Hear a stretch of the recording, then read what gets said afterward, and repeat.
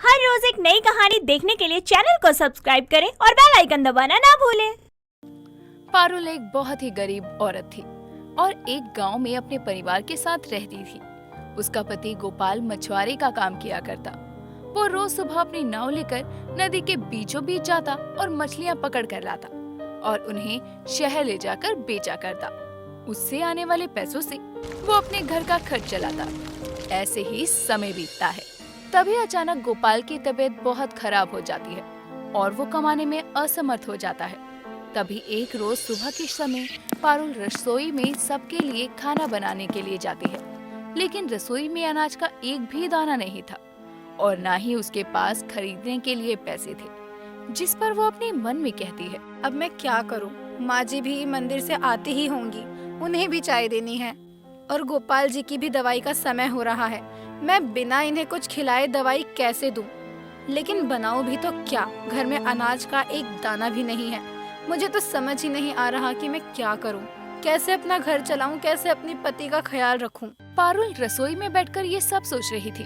तभी उसकी सास सुमंतला हाथों में पूजा की थाली लिए घर वापस आती है और अपनी बहू पारुल को रसोई में जमीन पर सर झुकाए बैठा देखकर उसके पास जाकर कहती है, क्या हुआ बहू, तू यहाँ जमीन पर ऐसे क्यों बैठी है? कोई बात है तो मुझे बता। माँ जी क्या बताऊं, अपने घर के हालात आपसे छिपे थोड़ी ना है।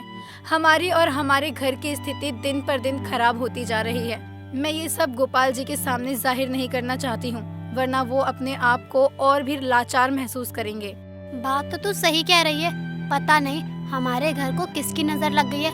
सब कुछ ठीक चल रहा था, भले ही हम लोग दाल रोटी खाकर अपना गुजारा कर रहे थे, लेकिन कम से कम किसी के सामने भीख मांगने और भूखे मरने की स्थिति में तो नहीं थे। लेकिन आज तो भूखे मरने तक की नौबत आ गई है। हाँ माँ जी, आप सही बोल रही हैं। इस बात को लेकर मैं भी परेशान हूँ। हमारी जितनी भी जमा पूंजी थी वो सब गोपाल जी के इलाज और दवाई पानी में लग गई। अब हमारे पास खाली हाथ के सिवा कुछ नहीं है, तो हम अपना गुजारा कैसे करेंगे, कैसे अपना घर चलाएंगे? बहू, ये चिंता तो मुझे भी खाई जा रही है कि अब क्या होगा, कैसे होगा, कुछ समझ में नहीं आ रहा है। अपनी पत्नी पारुल और अपनी माँ समुंतला की सारी बातें उनसे कुछ दूर खड़ा गोपाल सुन रहा था, जिसे सुनकर और अपनी पत्नी और माँ को इस हालत में देखकर उसे बहुत दुख होता है। जिसके बाद वो चुपचाप बिना किसी से कुछ कहे बीमार हालत में ही गांव के जमींदार देवराज के पास जाता है और हाथ जोड़कर कहता है, मालिक, मेरे घर की हालत बहुत ज्यादा खराब है, मुझे आपकी मदद की जरूरत है। मैं तुम्हारी क्या मदद कर सकता हूँ? और तुम थोड़ा दूर रहकर बात करो मुझसे। तुम्हारी हिम्मत कैसे हुई मेरे घर में कदम रखने की?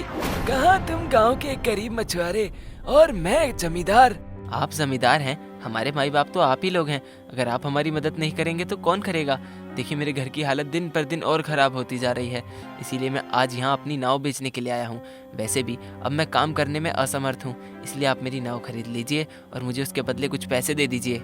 सोच लो, अगर मैंने एक बार तुम्हारी नाव खरीद ली तो दोबारा उसे वापस लेने की उम्मीद छोड़ देना।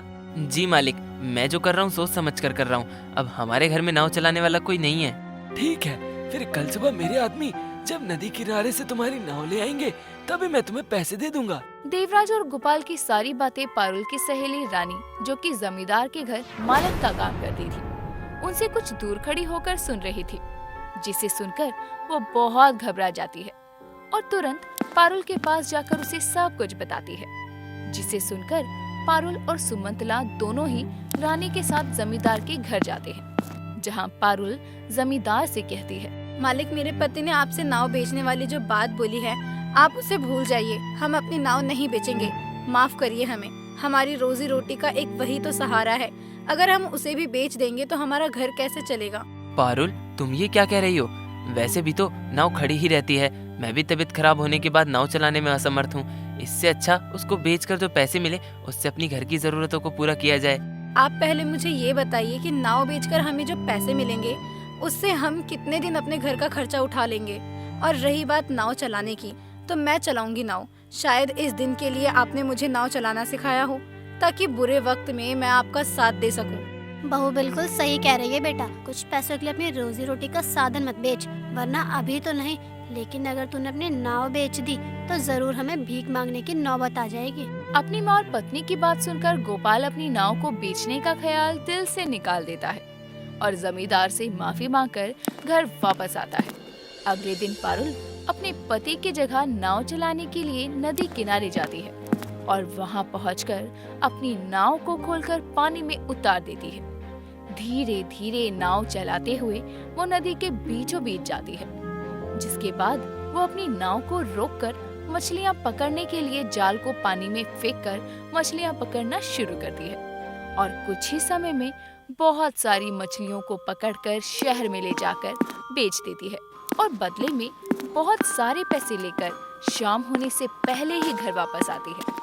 पारुल के हाथों में ढेर सारे पैसे देखकर गोपाल और सुमनलता दोनों ही बहुत खुश थे, मानो उन्हें जीने की नई राह मिल गई हो। तभी सुमनलता अपनी बहू पारुल का हाथ पकड़े हुए कहती है, तेरी जैसी बहू पाकर मेरी किस्मत ही खुल गई।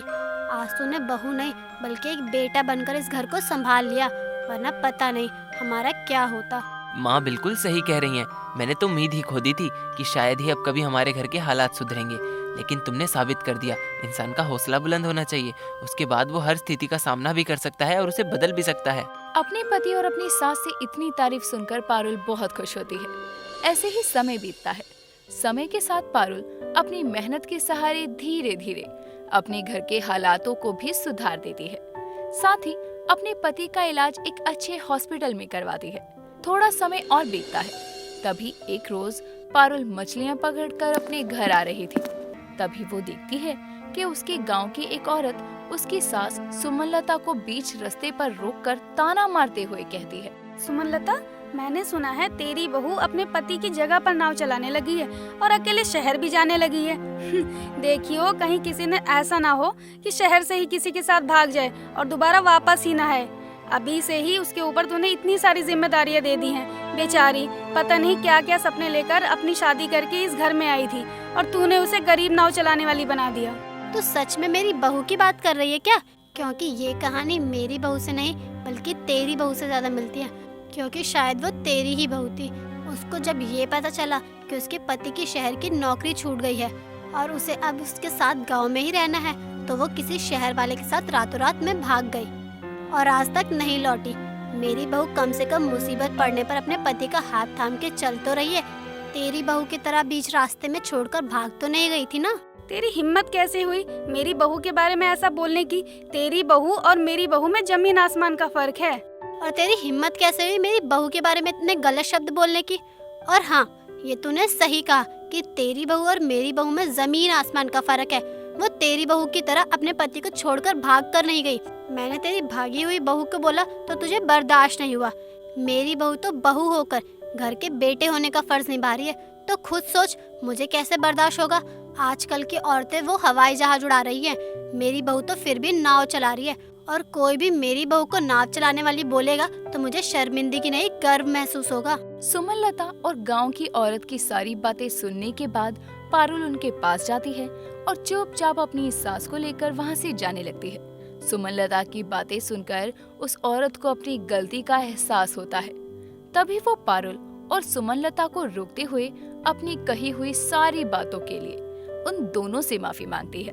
साथ ही दोबारा फिर कभी उनकी गरीबी को लेकर या उसकी बहू के नाव चलाने को लेकर कोई ताना न मारने का वादा भी करती है।